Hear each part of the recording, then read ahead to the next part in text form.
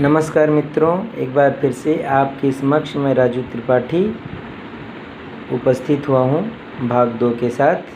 बच्चों, यहाँ पर हम चित्र देखेंगे। गांधी जी बैठे हैं और आसपास में जो है क्रांतिकारी बैठे हैं और वहाँ के लोकल लीडर बैठे हैं, आसपास के लोग किसान बैठे हैं। और जैसे मैंने बताया ना कि वो जो बच्चा है जिसको उसके मतलब लेखक के पिताजी उसको ऊपर बिठा रखे हैं अपने कंधे पर, ताकि वह जो है किसी प्रकार से उसको हानि ना हो। आगे हम देखते हैं बच्चों, इस चित्र के आगे जो है श्री बृजभूषण लाल त्रिपाठी निश्चल कवि, नाटककार और अध्यापक थे।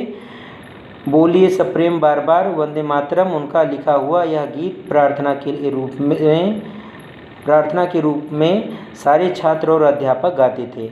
वे मेरी कक्षा में ना पढ़ाते थे, बड़े भाई को पढ़ाते थे। कभी कह रहा है कि वे मेरे कक्षा में नहीं पढ़ाते थे, वे मेरे बड़े भाई को पढ़ाते थे। उनका नाम जो है बृजभूषण लाल त्रिपाठी था। उनको निश्चल के नाम से भी जाना जाता था। त्रिपाठी जी ने आगे चलकर 10वें दर्जे में मुझे रामचरितमानस पढ़ाया। रामचरितमानस बच्चों आपको पता होगा, रामचरितमानस को गोस्वामी तुलसीदास जी ने लिखा है, जो 7 खंडों में विभाजित है। हर एक खंड का अपना अपना महत्व है, जो है हर एक कांड का अपना महत्व है बच्चों। बट उसमें अयोध्या कांड है, वो बहुत ही महत्वपूर्ण है। उसमें भगवान राम को अयोध्या का राज्य दिया जाता है, तो उनको कोई खुशी नहीं होती है और ना ही कोई दुख होता है। लेकिन उसी मतलब रात के अंतराल में उनको जो है बन जाने के लिए उनकी माता कैकेयी के द्वारा जो है दशरथ को जो है बाध्य किया जाता है कि तुम अपने भरत को राज्य दो और जो है राम को जो है वनवास दो। इसके लिए जो है वह वरदान मांग लेती हैं और उनको जो है वन जाना पड़ता है। तो अयोध्या कांड में बच्चों भगवान राम के चारों भाइयों का परस्पर प्रेम, भगवान राम का त्याग, लक्ष्मण की सेवा और भरत के भाई के स्वरूप जो उदाहरण पेश किया गया है, इसकी वजह से जो है अयोध्या कांड बहुत ही महत्वपूर्ण स्थान रखता है। यदि आप लोग के पास घर पे मोबाइल है, टीवी है, तो उस पर देख सकते हैं। इससे हमें बहुत कुछ सीखने को मिलता है। आगे देखते हैं बच्चों।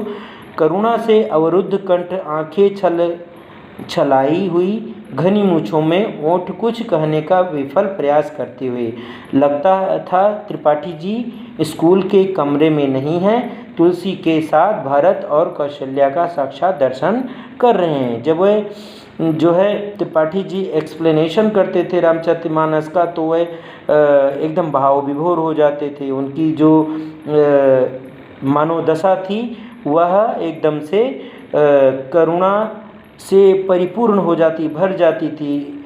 ऐसे लगता था कि उनकी आंखों से आंसू बहने लगेंगे और उनके होंठ जो है फड़फड़ाने लगते थे। ऐसे व्यक्ति लगता था कि जैसे वह वास्तव में जो है रामचरितमानस का जो घटनाक्रम है, उस घटनाक्रम के समय पहुंच चुके हैं। आगे बच्चों देखते हैं। सरस्वती पाठशाला के एक अन्य अध्यापक रुद्र नारायण जी के बारे में महान उपन्यासकार वृंदालाल वर्मा जी लिख रहे हैं। चंद्रशेखर आज़ाद के परम मित्र भगवान दास माहौर और सदाशिव राव जैसे क्रांतिकारियों के शिक्षक, पंजा लड़ाने में आचार्य, नाटे कद लेकिन लंबी नुकीली नाक वाले मास्टर रुद्र नारायण हमें ड्राइंग पढ़ाते थे। उन्होंने रेखाओं से निराकार कला का अभ्यास न कराकर सीधे मनुष्य की आकृतियों के चित्र बनाना सिखाया था। ये जो है कार्य जो है इनके अध्यापक ने इनको सारी चीज़ें जो है सिखाया लेखक को। आगे देखते हैं बच्चों। स्कूल के पास अच्छी काली मिट्टी थी, उसमें हम लोग खोद लाते थे और वह हमें मूर्तियां बनाना सिखाते थे। बच्चों, पहले के ज़माने में जो शिक्षक थे वह ना ही थ्योरी पढ़ाते थे, पाठ पढ़ा के नहीं छोड़ देते, वह जो है एक प्रकृति के का अनुभव कराते थे और उसके पास ले जाके और वह डायरेक्ट जो है उनको वह चीज़ जो हमें लाइफ में आगे बढ़ना है और फिर करना है, वो चीज़ वह डायरेक्ट उनसे करवाते थे। उससे क्या होता है बच्चों, जब हम थ्योरी ना पढ़कर जो हम प्रैक्टिकल रूप में कोई चीज़ करते हैं तो वो चीज़ हमें जल्दी समझ में आती है और जल्दी ही नॉलेज में आती है। तो इस दृष्टिकोण से जो है जो ये इनके शिक्षक हैं, यह बहुत ही मास्टर रुद्र नारायण जी बहुत ही प्रभावशाली शिक्षक थे। आगे हम बच्चों देखते हैं, मास्टर साहब खेलकूद में बराबर साथ रहते थे। वैसे पढ़ने लिखने और खेलकूद में मुझे कोई विशेष अंतर ना मालूम होता था। राष्ट्रीयता की लहर ने छात्रों और अध्यापकों के संबंध एकदम बदल दिए थे। अनुशासन की समस्या जैसी कोई चीज़ ना रह गई हो। बच्चों, आज के समय में अनुशासन बहुत ही महत्वपूर्ण चीज़ है, लेकिन उस समय जो है चाहे वह विद्यार्थी होता था या चाहे शिक्षक होता था, वह अपने कार्यों को भली भांति करने का और वो जो कार्य होता था उसके प्रति वो जिम्मेदारी समझता था। इस वजह से उस समय जो है अनुशासन की कोई भी परेशानी नहीं होती थी।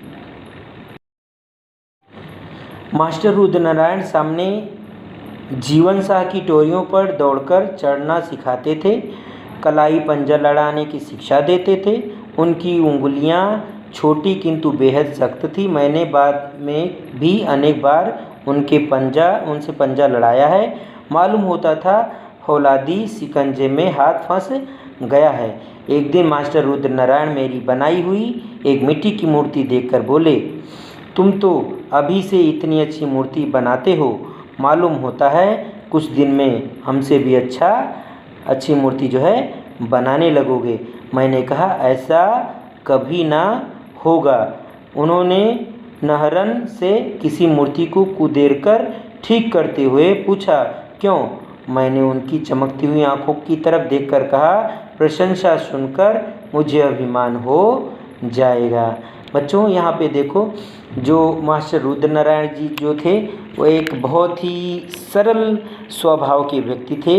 वह बच्चों के साथ में खेलना, उनके साथ में रहना, उनको पढ़ाना तथा बच्चों की छोटी सी छोटी चीज़ों को देखकर भी उनकी प्रशंसा करना, उनका प्रोत्साहन करना।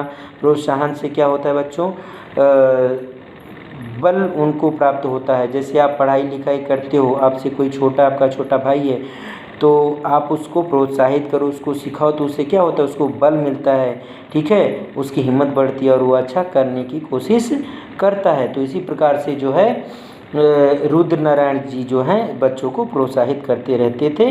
तो यहाँ पे जो लेखक कह रहा है कि नहीं, मैं आपसे अच्छी मूर्ति नहीं बना पाऊँगा, लेकिन वह जो है कोई कार्य कर रहे होते हैं, नहरन से जो है मूर्ति कुरूदते हुए वे कहते हैं, काम करते हुए कहते हैं, क्यों ऐसा तुम क्यों कह रहे हो? तो वे कहते हैं कि आप नाहक मेरी इतनी प्रशंसा ना कीजिए, नहीं तो मुझे जो है अभिमान हो जाएगा।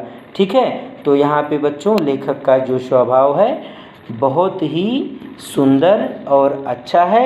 उसके अंदर जो है अभिमान की भावना नहीं है, ऐसा प्रतीत हो रहा है। मैं घटिया मूर्तियाँ बनाने लगूंगा, आप फिर भी बढ़िया बनाते रहेंगे। आगे कहता है लेखक कि मैं घटिया मूर्तियाँ बनाने लगूंगा, आप फिर भी बढ़िया मूर्ति बनाते रहेंगे। फिर से जो है लेखक अपने गुरु की, अपने शिक्षक की यहाँ पे प्रशंसा कर रहा है, ठीक है, और उसके अंदर अभिमान नाम मात्र भी नहीं है। मास्टर रुद्रनारायण ने यह घटना कई लोगों को खूब हंसते हुए सुनाई। उनकी वजह से मास्टर शब्द मेरे लिए मित्र का पर्यायवाची शब्द बन गया, क्योंकि उनके साथ उनका जो भाव था मित्रता का था। वह बच्चों को अपना मित्र मानते थे और मित्रवत उनके साथ व्यवहार करते थे। वहाँ पे एक शिक्षक और एक विद्यार्थी के लक्षण नहीं, अपितु एक मित्र के लक्षण थे।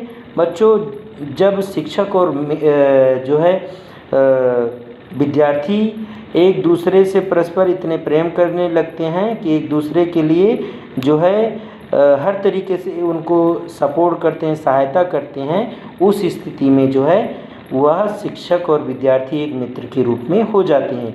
और ऐसा ही होना चाहिए। इससे हमारे अंदर अंडरस्टैंडिंग जो है एकदम क्लियर हो जाती है और हम हर चीज़ सीखने की और समझने की कोशिश करते हैं, क्योंकि हमारे अंदर जो है कोई डर की भावना या किसी मतलब संदेह की भावना नहीं रह जाती है, क्योंकि मित्रता में ऐसी कुछ चीज़ें नहीं होती हैं। हम अपने मित्र से कुछ भी चीज़ें पूछ सकते हैं या बता सकते हैं। आगे देखते हैं बच्चों, मास्टर स्वरूपनाथ हमें अंग्रेजी पढ़ाते थे। कदमे बहुत ही नाटे किंतु पढ़ने में अत्यंत कुशल। उनकी लिखावट बहुत ही सुंदर होती थी। मैंने उन्हें विद्यार्थियों को छिड़कते देखा हो, इसकी याद नहीं। अर्थात लेखक कह रहा है कि मैंने कभी भी जो है मेरे गुरुजी को जो मुझे पढ़ाते थे वो कभी भी किसी बच्चे को झिड़कते अर्थात उसको डांटते हुए मैंने कभी देखा हो, ऐसा मुझे तो याद नहीं है।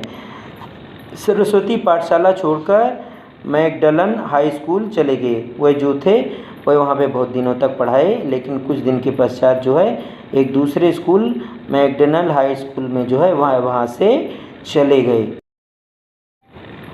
जिस दिन स्कूल छोड़ रहे थे लड़कों के मन बहुत उदास थे। लड़कों ने उनसे कहा, आप दूसरे स्कूल में मत जाइए। उन्होंने बड़े प्यार से सबको समझाया कि उन्हें मजबूर होकर दूसरे स्कूल में जाना पड़ रहा है। कह रहा है लेखक कि उनके जो अध्यापक थे वह जाना नहीं चाहते थे, लेकिन उनको मजबूरन जब उनका ट्रांसफ़र हो गया तब वह वहाँ से जा रहे थे और वह बच्चों को समझाए कि मैं स्वेच्छा से नहीं जा रहा हूँ, मुझे यहाँ से भेजा जा रहा है, इसलिए मुझे जाना पड़ रहा है।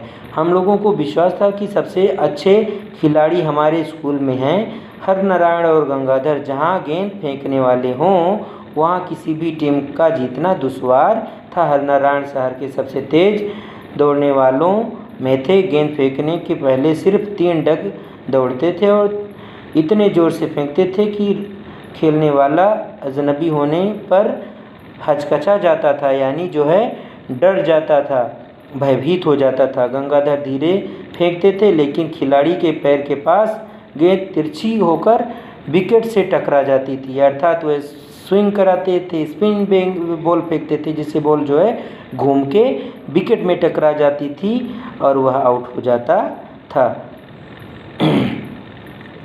लहीम सहीम आकार वाले भीम प्रताप सिंह यथा नाम तथा गुण फुटबॉल के बहुत अच्छे खिलाड़ी थे। कभी यहाँ पे अपने साथ के जो खिलाड़ी हैं उनके बारे में बता रहा है कि हरनारायण और गंगाधर कैसे खिलाड़ी थे, बहुत ही अच्छे खिलाड़ी थे।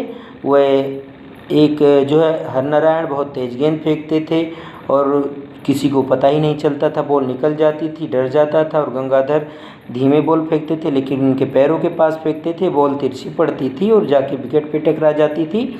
उनके सामने कोई खेल नहीं पाता था। ये जो है बहुत अच्छे गेंदबाज की विशेषता यहाँ लेखक जो है हरनारायण और गंगाधर की बता रहा है। तथा जो है भीम प्रताप अर्थात भीम अर्थात आप बच्चों सबको पता ही होगा, भीम अर्थात जो बहुत ही अपने शरीर में हिष्ट पुष्ट हो, लंबा हो, बलवान हो, ठीक है। तो भीम प्रताप जी जो थे, जैसे नाम था उनका वैसे उनका गुण था और वह फुटबॉल खेलते थे और वह फुटबॉल के अच्छे खिलाड़ी थे। आगे देखते बच्चों, सदर बाज़ार में सरस्वती पाठशाला दूर थी। सदर बाज़ार से जो सरस्वती पाठशाला थी वह बहुत दूर थी, करीब मील भर अर्थात बच्चों करीबन 1.5 किलोमीटर। सड़क का रास्ता ज़्यादा लंबा था। किले के पास पहाड़ी के ऊपर से कच्ची पगडंडी वाला रास्ता कुछ छोटा था। कच्ची पगडंडी का रास्ता था, वह छोटा रास्ता था जिससे बच्चे जो स्कूल जाते थे। मैं अक्सर नंगे पैर स्कूल जाता था। झांसी की बजरी भी पैरों को प्रिय लगती थी। स्कूल के ध्यान में रास्ता मालूम ही ना होता था, ठीक है। लेखक कह रहा है कि उसको इतना जो है स्कूल जाने के लिए चाव होता था कि वह नंगे पैर जो है एक छोटे रास्ते से, शॉर्टकट रास्ते से रोज़ दौड़ के पहुंच जाता था, चला जाता था। उसे पता भी नहीं चलता था कि स्कूल कब आ गया। उसे अपने पढ़ाई पे इतना लगन थी। बच्चों आज के समय में क्या है, आप लोगों को सोचना चाहिए। हमें भी स्कूल आने के लिए लगन होनी चाहिए, हमें भी पढ़ने की प्रति अपने अंदर मंशा होनी चाहिए और हमारी जो है इच्छाएं होनी चाहिए कि हम जल्दी से जल्दी स्कूल पहुँचें और मन लगा के पढ़ें और हम अपने लाइफ में आगे बढ़ सकें इन लेखक के जैसे। आगे बच्चों देखिए, संभवतः सरस्वती पाठशाला की आर्थिक स्थिति अच्छी नहीं थी, क्योंकि वह ऑलरेडी जो है सरकार से अपना अनुबंध तोड़ चुकी थी, अलग हो गई थी। वह सरस्वती पाठशाला बन गई थी, ठीक है, वो राष्ट्रीय पाठशाला बन गई थी, इसलिए उसको कोई भी सहायता अब नहीं मिलती थी, इसलिए उसकी आर्थिक स्थिति जो है थोड़ा खराब हो गई थी। 5वां दर्जा पास करने के बाद अपने भाई के साथ मैं भी मैकडलन हाई स्कूल आ गया, ठीक है। तो उन्होंने क्या किया, स्कूल छोड़ दिया और मैकडलन स्कूल चले गए, क्योंकि वहाँ उसकी स्थिति नहीं थी। तो जो पढ़ाने वाले लोग रहे होंगे वह या तो वहाँ से छोड़ने लगे होंगे या तो फिर कोई प्रॉब्लम आई होगी, इस वजह से उनको वहाँ स्कूल को छोड़ना पड़ा। लेकिन सरस्वती पाठशाला के राष्ट्रीय होने के बाद 2 वर्षों तक वहाँ के वातावरण ने मन पर एक अमिट छाप छोड़ डाली थी। वैसा वातावरण फिर कभी नहीं मिला, क्योंकि बच्चों वहाँ पे एक से एक अच्छे टीचर थे जो उन्हें पढ़ाते थे और मित्रवत व्यवहार करते थे। उनके अंदर राष्ट्रीय चेतना थी, वह राष्ट्र प्रेमी थे। इस वजह से जो है कवि को है जो है वो 2 वर्षों में जो तीसरी और चौथी कक्षा में वे पढ़े वह उनके जीवन में एक अमिट छाप बनकर रह गई। इस पाठ के प्रश्नोत्तर बच्चों आपको दिए जा रहे हैं, इसको ध्यानपूर्वक अपने उत्तर पुस्तिका में लिखना है और जब स्कूल शुरू होगा तो उसके बाद में उसको हमसे चेक करवाना है। और अगली बार फिर एक नए अध्याय के साथ आपके समक्ष उपस्थित होऊंगा। तब तक के लिए